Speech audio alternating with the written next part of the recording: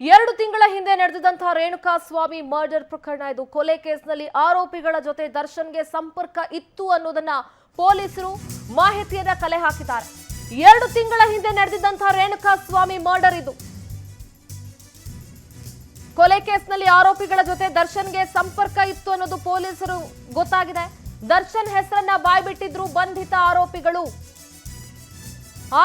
ನೀಡಿದ ಮಾಹಿತಿಯಂತೆ ದರ್ಶನ್ ಅನ್ನ ಸದ್ಯ ಅರೆಸ್ಟ್ ಮಾಡಲಾಗಿದೆ. ಕೊಲೆ ಕೇಸ್ನ ಆರೋಪಿಗಳ ಜೊತೆ ದರ್ಶನ್ ಸಂಪರ್ಕ ಹೊಂದಿದ್ರು ಅನ್ನೋದು ಗೊತ್ತಾಗಿದೆ ಪೊಲೀಸರಿಗೆ.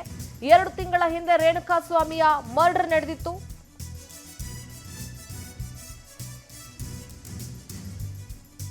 ಆರೋಪಿಗಳು ನೀಡಿದಂತ ಮಾಹಿತಿಯಂತೆ ದರ್ಶನ್ ಅನ್ನ ಅರೆಸ್ಟ್ ಮಾಡಲಾಗಿದೆ. ಈ ಕೊಲೆ ಪ್ರಕರಣವನ್ನ ಭೇದಿಸ್ತಾ ಹೋದಂತ ಪೊಲೀಸರಿಗೆ ಹಲವು ಮಾಹಿತಿಗಳು ಸಿಗ್ತಾ ಹೋಗುತ್ತೆ.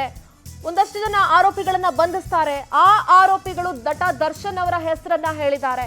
ಸೊ ಆರೋಪಿಗಳು ನೀಡಿದ ಮಾಹಿತಿಯಂತೆ ದರ್ಶನ್ ಅನ್ನ ಅರೆಸ್ಟ್ ಮಾಡಲಾಗಿದೆ. ಪೊಲೀಸರು ಬಹಳ ಸೆನ್ಸಿಟಿವ್ ವಿಚಾರ ಇದು.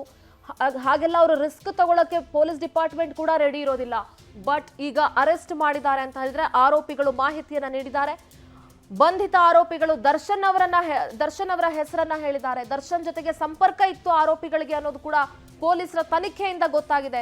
ಕೊಲೆ ಕೇಸ್ನ ಆರೋಪಿಗಳ ಜೊತೆಗೆ ದರ್ಶನ್ ಸಂಪರ್ಕ ಹೊಂದಿದ್ರು ಅನ್ನೋದು ಕೂಡ ತನಿಖೆಯ ವೇಳೆ ಗೊತ್ತಾಗಿದೆ. ಹಾಗಾಗಿ ನಿನ್ನೆ ತಡರಾತ್ರಿ ಮೈಸೂರಿನ ದರ್ಶನ್ ಅವರ ಫಾರ್ಮ್ ಹೌಸ್ಗೆ ಹೋಗಿ ಅಲ್ಲಿ ಅವರನ್ನ ಡಿಸಿಪಿ ಗಿರೀಶ್ ನೇತೃತ್ವದ ತಂಡ ಬಂಧಿಸಿ ಈಗ ಬೆಂಗಳೂರಿಗೆ ಕರ್ಕೊಂಡು ಬರ್ತಾ ಇದ್ದಾರೆ. ಕೆಲವೇ ಕ್ಷಣಗಳಲ್ಲಿ ಬೌರಿಂಗ್ ಹಾಸ್ಪಿಟಲ್ನಲ್ಲಿ ಆರೋಗ್ಯ ತಪಾಸಣೆಗೆ ಕೂಡ ನಟ ದರ್ಶನ್ ಅವರನ್ನ ಒಳಪಡಿಸಲಾಗುತ್ತೆ. ಹೀಗಾಗಿ ಬೌರಿಂಗ್ ಹಾಸ್ಪಿಟಲ್ ಹತ್ರ ಟೈಟ್ ಸೆಕ್ಯೂರಿಟಿ ಇದೆ, ಪೊಲೀಸ್ ಸರ್ಪಗಾವಲಿದೆ. ಗಂಭೀರ ಆರೋಪ ಕೇಳಿ ಬರ್ತಾ ಇದೆ ನಟ ದರ್ಶನ್ ಅವರ ವಿರುದ್ಧ.